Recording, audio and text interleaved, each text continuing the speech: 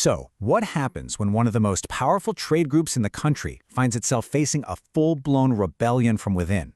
We're talking about the National Association of Realtors. A huge internal movement is demanding massive change, and in this explainer, we're going to break down exactly what's at stake. So, what kicked this whole thing off? Well, it started with money. A lot of money. We're talking over $1 billion that NAR and others have shelled out to settle some major antitrust lawsuits. A number that big, that's not just a business expense. No, it's a giant red flag that something at the core is fundamentally broken. And believe me, this isn't just about a financial hit. You've got industry leaders like Dan Duffy calling it exactly what it is: a systemic risk to the entire real estate profession. When you hear that kind of language, you know a serious battle for reform is officially on. So how do we even get here, and where is this all headed?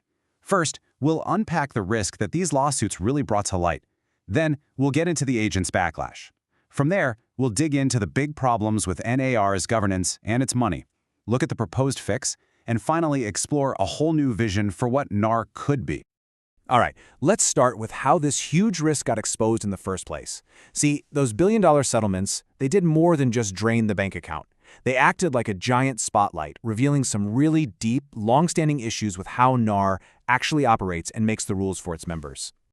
So in response, this past April, a powerful new group popped up, the Pro-Agent Restore Trust in NAR Working Group. And let's be clear, this isn't some fringe movement. We're talking about 15 top executives who represent about 100,000 agents. Their message is simple. NAR has become a bloated, self-serving organization, and it's putting everyone at risk. And that leads us right to the heart of this whole thing, the agents' backlash. This working group isn't just speaking for themselves, oh no. They are channeling a tidal wave of anger from agents on the ground. To use their own words, the members are honestly furious. So why are they so mad? Well, it really comes down to these four things. Their professional reputations got dragged through the mud. Their ability to make a living was put on the line. And at the end of the day, they feel like NAR didn't just fail to protect them, it actually created the problem, all while burning through $1 billion that should have been used to help agents. Now, this anger isn't just based on feelings. It's rooted in some very specific problems with how NAR is run and how it handles its money. The working group really did their homework, and they've pointed to 3 major institutional failures that they believe caused this whole crisis. The first thing they found was, and I'm quoting here, shocking, a real lack of independent directors on NAR's board. Look, independent directors are standard practice for any well-run organization. They're the outside voices who challenge groupthink and stop bad decisions that can happen when everyone's just a little too friendly. Without them, the risk of making a huge mistake goes way up. Okay, grievance number 2 is all about financial transparency, or maybe the lack of it. The reform group is asking a really simple question. Why on earth does NAR wait until the absolute last minute every single year to release its audited financials? You know, that kind of delay, it just makes you wonder, what are they hiding? And this is what's so telling. On one hand, you have NAR's annual report. That's their story, the narrative they want you to hear.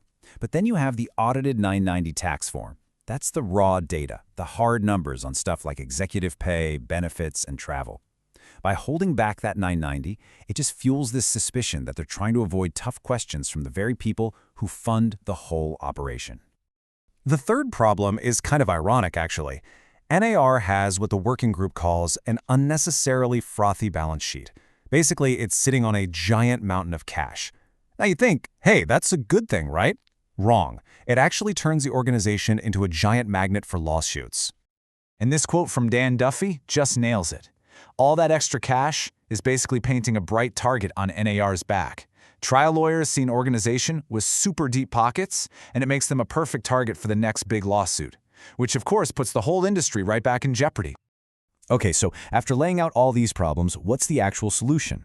Well, that brings us right to the prescription for change. The working group isn't just complaining. They have a very concrete 3-step plan to fix NAR from the inside. So here it is, the reform plan. Step 1, get some truly independent directors on the board to bring in fresh eyes and real accountability. Step 2, open up the books. Publish those audited 990 forms on time. And step 3, make some serious cuts to expenses. The group is convinced that tens of millions can be trimmed from what they call a bloated budget, without hurting NAR's most important services. So what's the end game in all of this?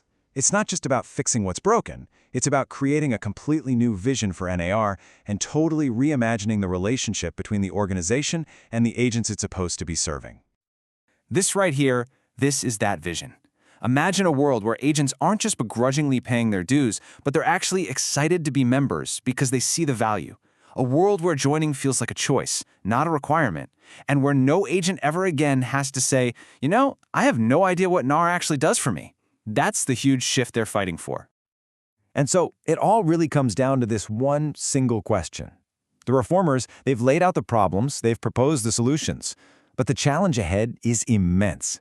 Can a powerful 100-year-old institution truly change itself from the inside?